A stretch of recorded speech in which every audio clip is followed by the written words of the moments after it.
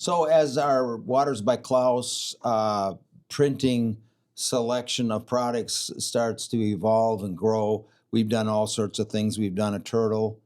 This is actually smaller than the original was. Obviously, this one's even smaller yet.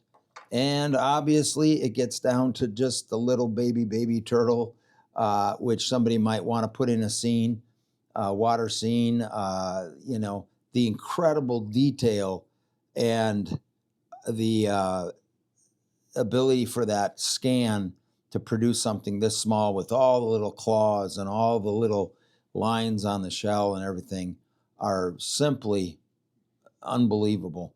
This is a crayfish that we actually molded. Of course, this is a printed one, but I mean, it was actually this size.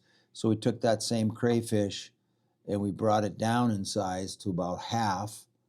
As people who know something about crayfish, they are just like that. They're baby crayfish.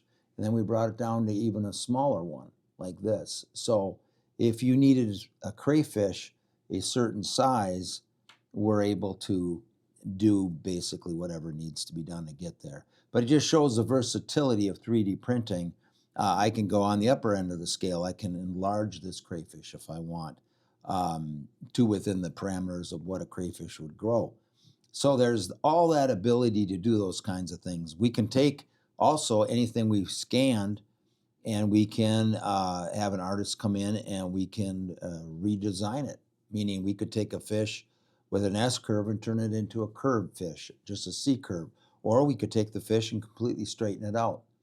All of those things are capable of being able to be done with the 3D technology that's out there. So the versatility and the customization that we will be able to achieve in that field of reproduction is something we're super excited about. We've sent samples out to various fish artists and they have come back with a resounding thumbs up off the top of the chart. They cannot believe how well they paint. They're super pleased with the product, and we're excited for the industry to get this.